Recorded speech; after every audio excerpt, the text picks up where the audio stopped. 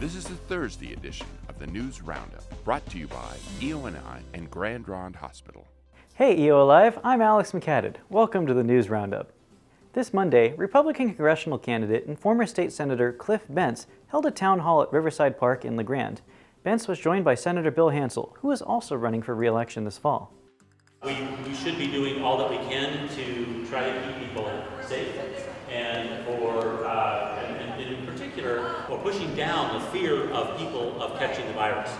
Because if you're scared that you're going to catch the virus, you are not going to go out and shop, and you're not going to go out to dinner, and you're not going to go out. And as a result, our economy will not recover. And if we don't recover the economy, we're going to run out of money. We won't be able to keep going to Washington, D.C. and digging up trillions of dollars to shove into that empty hole that exists by virtue of the economy not working. I want to know what your plans are for Eastern Oregon and the district that you're going to represent when you're elected. We've got issues with EPA, we've got unemployment issues, we've got all kinds of federal agencies that are butting into the business of working class people, farmers, and the timber industry, mining, all of that. We need to resolve some of these issues, and we need somebody in Washington that's going to work to help us resolve some of those issues. What are your ideas on that? My plan. The committees that I mentioned earlier, I need to get on the proper committees. I don't have to be on them because I understand now that you can have an impact on any of these areas even though you're not on the committee by having appropriate friends on those committees, getting one of your staff members to follow what's going on in those committees, appearing at those committee meetings to make sure that whatever you're trying to get done in your district is done. Because I certainly can't be on all the committees that are going to be addressing the issues you just raised. But I'll sure try to get on the ones that most of the time are dealing with committees here. Watch for the full town hall meeting right here on EOAlive. EOAlive TV has started a new video series where we talk to various business owners of local businesses here in Grande about how they have been adjusting to the COVID-19 pandemic. Our first installment featured Jenny Bartell, owner of Community Merchants on Adams Avenue. This week we spoke with Nature's Pantry manager Blake Bars. Since COVID hit, since we started to learn about it and realize that it was coming to our neck of the woods, and I was starting to read about what other stores were doing. Some stores were like closing their doors and doing curbside only, and I was considering, and we were talking, having meetings and talking about shutting the doors, doing curbside.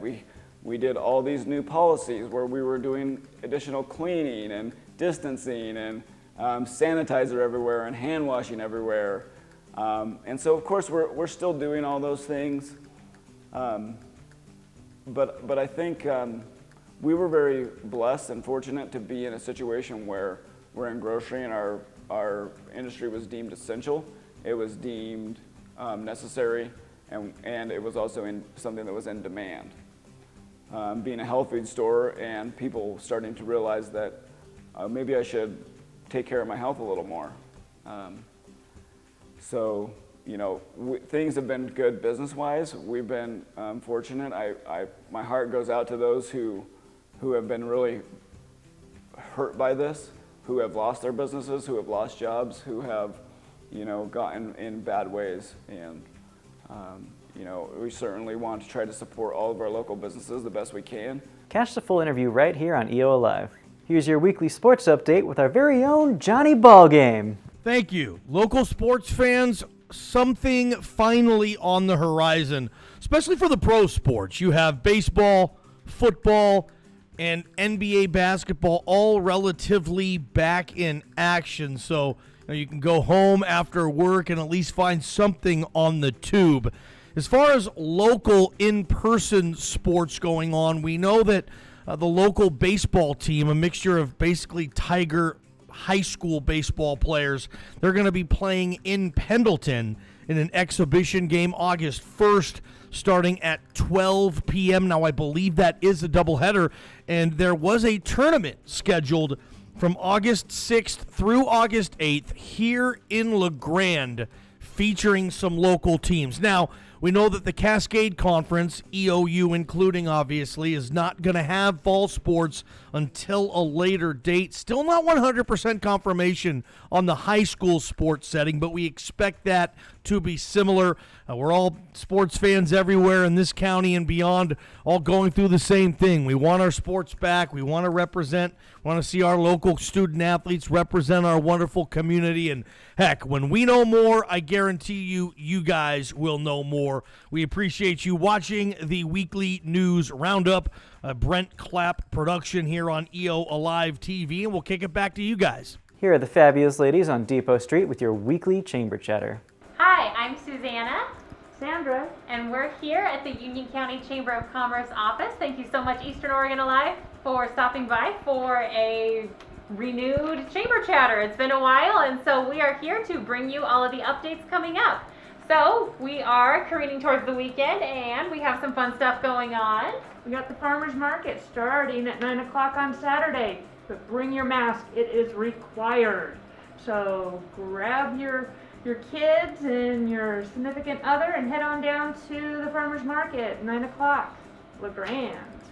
It's down at Max Square Park, and it should be warm, so make sure to stay hydrated. There's going to be plenty of vendors there, so foods, local veggies, local produce, and lots of meats, things to snack on. There's usually cheeses down there, and arts and crafts.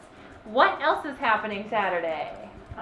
Saturday night at dark, head over to the drive-in. We've got Ghostbusters and Men in Black. Sounds like a great couple movies to take the kids to. That is quite the full Saturday, and I love the throwback. I love it. Thank you, Grande Drive-In, for doing that.